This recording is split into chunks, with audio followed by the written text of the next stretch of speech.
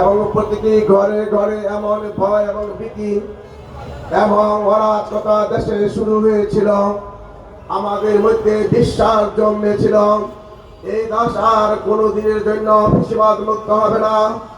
এই দেশ আর কখনো অন্যায় অনাচার থেকে এই জাতি আর মুক্তি পাবে না। এই দেশের জনগণ আর চাঁদাবাজ লুটতরাজ আহাজানি রাহাজানি মামলা হামলা গুম হত্যার আয়নাঘর থেকে মুক্তি পাবে না। এই 2024 সালে এমনি ভাবে যেখানে বৈষম্যমূলক এই বৈষম্য আন্দোলনের মাধ্যমে এই দেশের জালেমদের জুলুম থেকে দেশবাসীকে মুক্ত করার জন্য এই দেশের ছাত্র জনতা ঐক্যবদ্ধ হয়ে দুর্বার আন্দোলন গড়ে তুলেছিল। তখন অন্যায়ভাবে ফ্যাসিস্ট সরকার কাউকে গুলি করে হত্যা করা হয়েছিল, কাউকে আগুনে জ্বালিয়ে পুড়ে ছাই করে দেওয়া হয়েছিল, কাউকে গুলি করে তার মস্তককে মাথা থেকে আলাদা করে দেওয়া হয়েছিল। যারা ময়দানে নেমেছিল তাদেরকে ধরে ধরে তারা তাদের লাশগুলোকে গুম করে ফেলা হয়েছিল। এমনকি আমাদের পরিবারগুলো পিতা থেকে সন্তান স্ত্রী সবাই বিচ্ছিন্ন হয়েছিল, পরস্পরের সাথে পরস্পরের যোগসাথে বন্ধ হয়ে গিয়েছিল। মানুষের মধ্যে ভয় ও ভীতি এমন ভাবে কাজ করেছিল, আপন ভাইয়ের সাথে স্ত্রীর সাথে সন্তানের সাথেও যোগাযোগ বন্ধ করে দেওয়া হয়েছিল। কিন্তু আল্লাহর দয়া এবং অনুগ্রহ, মানুষের ভোর রাতে উঠা চোখের পানি মানুষ আশাই করেছিল, সেই তারপরে চোখের পানি ফেলে যখন আহাজার করেছিল, আল্লাহ তুমি ছাড়া এই জালেমের জুলুম থেকে, অত্যাচার থেকে, খুন এবং রাহাজানি থেকে, নৈরাজ্য থেকে এই জাতিকে রেহাই করার কেউ নেই।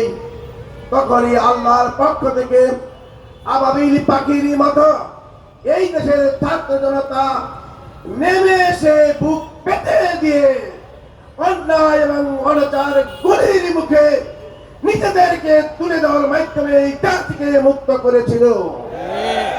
সম্মানিত তৌহিদি জনতা, তারা কেন তারা জীবন দিয়েছিল? এই জাতির ভাগ্যের পরিবর্তনের জন্য, জুলুম এবং অত্যাচার থেকে মানুষকে সেভ করার জন্য, বাংলাদেশকে অন্যায় অনাচার বিশেষ করে মানুষের অধিকার আদায়ের ক্ষেত্রে পরিবেশ সৃষ্টি করার জন্য তারা জীবন দিয়েছিল।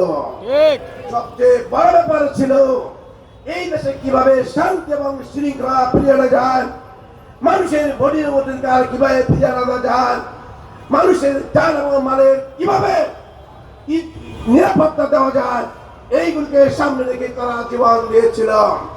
কিন্তু আজকে আমরা লক্ষ্য করছি যে শান্তি এবং শৃঙ্খলার জন্য, যে ন্যায় বিচারের জন্য, যে চাঁদাবাজ, যে লুটেরা, যে দখলদারিত্ব, যে দুর্নীতি, ব্যাংকের লুটপাট সহকারে যে অরাজকতার বিরুদ্ধে যুদ্ধ ঘোষণা করেছিল, আজকে যেন তারই প্রতিধ্বনি আমাদের সমাজে দেখা যাচ্ছে।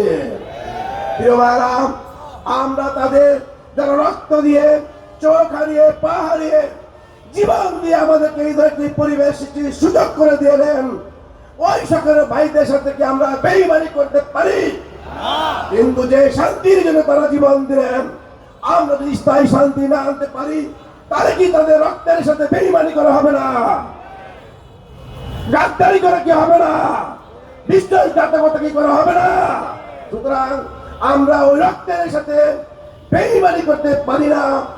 আর যদি বেইমানি করতে রাজি না হই, আগামী দিনে এই দেশে স্থায়ীভাবে শান্তি কায়েমের জন্য, ইনসাফ কায়েমের জন্য, অরাজকতা লুটপাট চাঁদাবাজি বন্ধ করার জন্য আগামীতে জামাত ইসলামী ছাড়া বিকল্প কোনো কেউ নাই।